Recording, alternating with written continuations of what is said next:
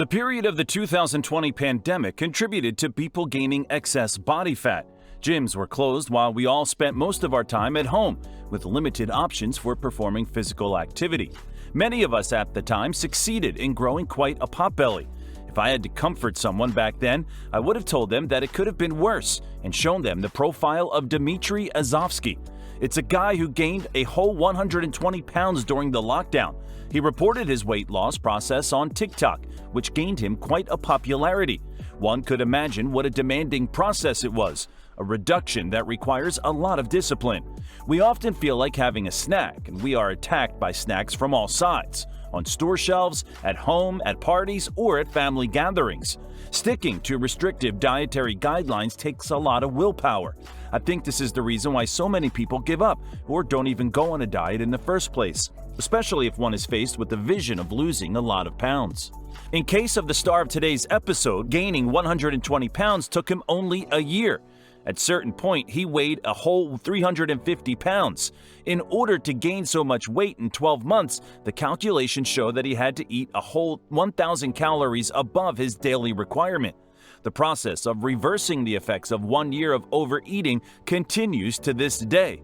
Currently, he weighs around 220 pounds, which means he has already lost 130. Dimitri has replaced a hanging belly with a good-looking muscular physique. Of course, building this much muscle mass while being constantly at a huge caloric deficit would be unrealistic. Turns out that a few years ago, Dimitri was in a solid shape. He never had an overly good definition, but one would certainly not call him a fatty. In the best pictures I was able to find, he had visible abdominal muscles. Thanks to his favorable skeletal structure, he looked really massive. The most attention-grabbing were his powerful leg muscles. The transformation he is currently bragging about wasn't his first. 5 years ago, he had to undergo a skin cancer removal surgery. That was when he stopped working out, due to which he gained a lot of body fat. He was also struggling with financial problems, to the point where he had to live in his car. Despite his difficult situation, he decided to return to his former shape. He started sticking to a diet and working out again. Despite his huge experience in losing weight, I wouldn't recommend following some of his methods. As he mentioned, during the first year after the pandemic, he was able to lose 100 pounds. This means an average deficit of 860 calories a day. Such value is a reasonable choice for very overweight people. Due to the fact that they have a bigger daily energy expenditure, they can afford a more aggressive reduction. Dimitri, however, decided to only eat 1,000 calories a day for a month. For a guy of such huge size, it's ridiculously low supply. Something like this could be called the starvation diet, and such nutrition style should absolutely not be used. A drastic caloric reduction will cause metabolic adaptations, which will sooner or later cause the reduction rate to slow down significantly. Not to mention that such huge deficit has a destructive effect on muscle mass.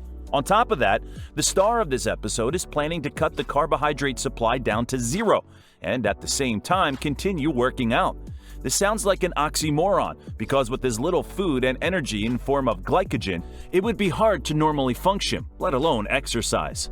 Since we're already on the topic of extreme weight loss methods, it is worth mentioning the historical case of Angus Barbieri. The man ate absolutely nothing for 382 days. Besides water, he only consumed multivitamin, electrolytes, coffee, and tea. As a result, he lost a whole 275 pounds. Throughout the entire period, he was supervised by doctors and functioned surprisingly well. Of course, this is an isolated extreme case. The reason why he survived was likely the fact that he started his starvation at the weight of 450 pounds. His body had huge energy reserves at its disposal in form of fat, and at the same time, it was provided from the outside with minerals essential for functioning. Such drastic weight loss very often results in the yo-yo effect. What is surprising, Barbieri was able to maintain his weight, and after his starvation ended, he lived for another 33 years. Going back to Dimitri, a good practice that he utilized was taking a lot of steps. Dimitri claimed that he made as many as 20,000 of them a day. According to studies, an average man who weighs 175 pounds, when walking 1,600 meters at a moderate pace, will burn around 88 calories. Most of us these days own a device equipped with a pedometer. We would have to make 2,000 to 2,500 of them in order to cover the above-mentioned distance, which means that by making sure to make 10,000 steps a day, we can burn an additional 400 calories. Obviously, not everyone has the time to cover the same distance as Dimitri. It's a good idea, however, to include an additional walk in our everyday routine. It's hard for me to come up with any downside to this form of activity for reduction. It doesn't take a lot of effort, which means it's not a challenge for regeneration like running or cycling. It doesn't put a lot of strain on joints, which also makes it beneficial for obese individuals. Dimitri mentions that due to his enormous weight, he developed back pain and knee pain.